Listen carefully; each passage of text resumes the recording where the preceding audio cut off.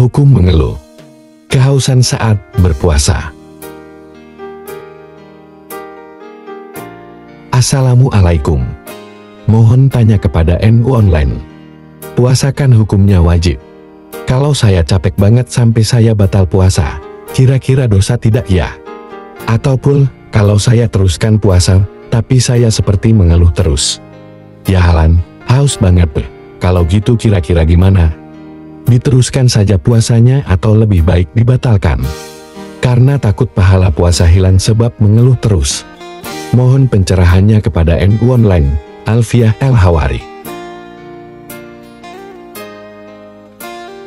6 kondisi orang boleh tidak puasa. Dalam beberapa kondisi seseorang diperbolehkan untuk tidak berpuasa, di antaranya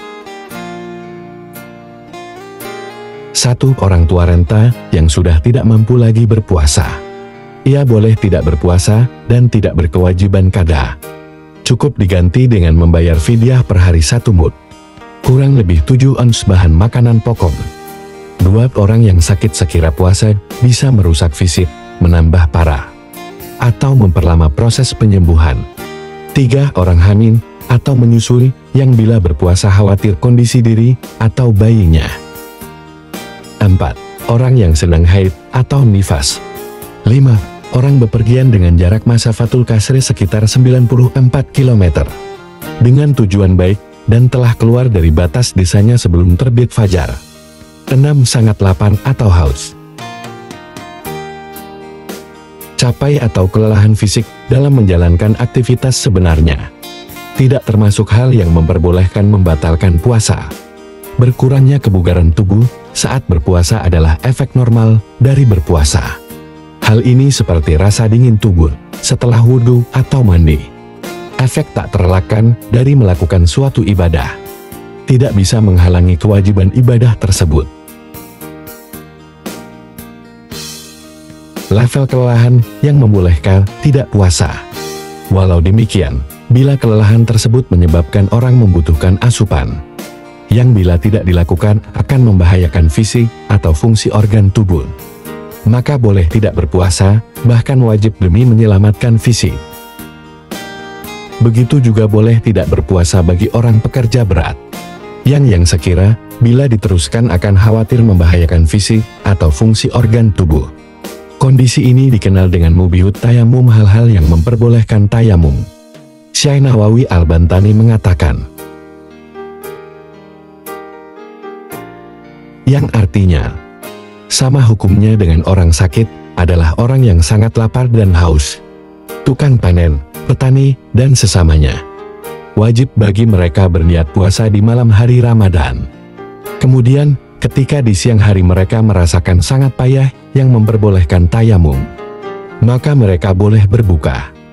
Bila tidak merasakan kepayahan selevel itu, maka tidak boleh berbuka.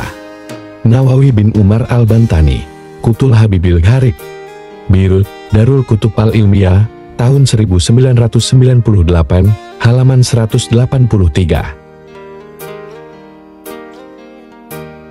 Hukum mengeluh kehausan saat berpuasa terkait dengan keluhan.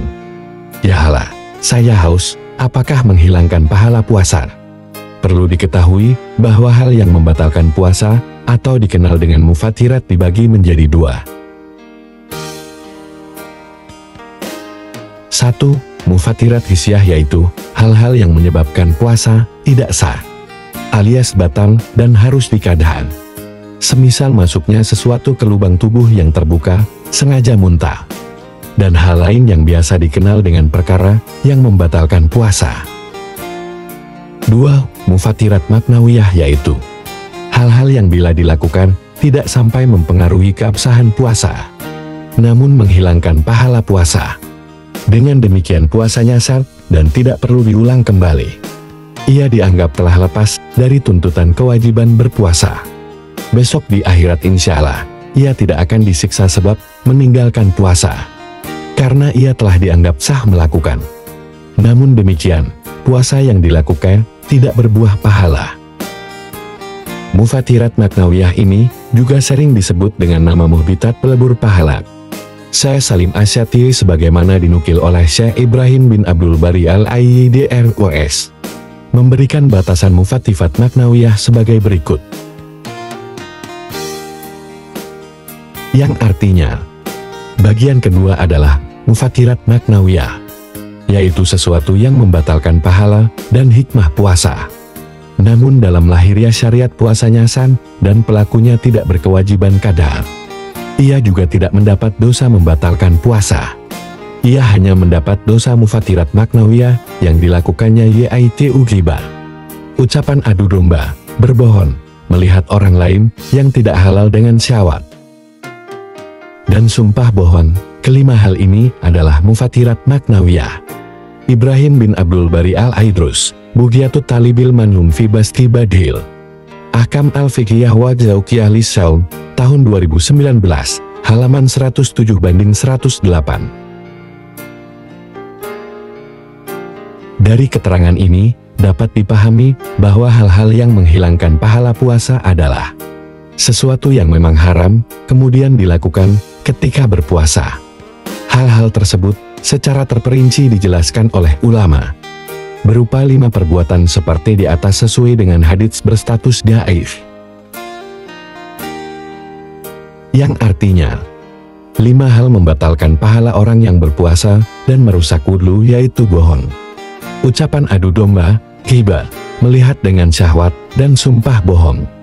Disebutkan oleh Imam Al-Azdi dalam Ad-Du'afa, dan diriwayatkan Imam Ad-Dailami dalam Al-Firdaus. Sementara itu, ada hal-hal yang sebaiknya dihindari ketika berpuasa, meskipun tidak termasuk kategori maksiat dan tidak sampai menghilangkan pahala puasa. Meski demikian, ia mengurangi pahala dan kualitas puasa. Hal ini semisal mencium wewangian, mencicipi makanan, permainan yang tidak diharamkan, dan memenuhi kesenangan syahwat yang tidak diharamkan. Dari keterangan di atas, dapat dipahami bahwa keluhan yang kadang terucap tanpa sadar berupa, "Ya Allah, saya haus" atau sejenisnya, tak sampai menghilangkan pahala puasa. Keluhan tersebut wajar, terbersit di hati, bahkan kadang tanpa disadari. Sebagaimana orang yang berhaji atau salat tarawih merasa lelah. Mungkin bisa saja hal tersebut mengurangi kualitas puasa, di mana sebaiknya sebuah ibadah dilakukan dengan senang hati atas syariat Allah Ta'ala. Dalam kondisi tertentu, keluhan tersebut bisa saja berdosa, bila merupakan ekspresi ketidakikhlasan dan ketidakrelaan atas aturan agama dalam menjalankan ibadah. Demikian jawaban yang dapat kami berikan. Hilangnya pahala puasa adalah satu kerugian, namun bukan berarti puasa kita tak berguna. Sebaliknya, sekecil apapun hal yang dapat mengganggu kualitas puasa sebaiknya dihindari. Karena puasa bukan hanya tentang sah atau tidak, berpahala atau tidak, namun bagaimana kita dapat mengambil dan menghamba sebaik-baiknya di hadapan Allah Ta'ala. Semoga kita dapat melakukan puasa dengan sempurna dan selalu diridhoi oleh Allah Ta'ala. Amin. Dilansir dari NU Online oleh Ustadz Muhammad Masruhan, pengajar PP Al-Inayah Wareng Tempuran dan pengurus LBMPC NU Kabupaten Magelang.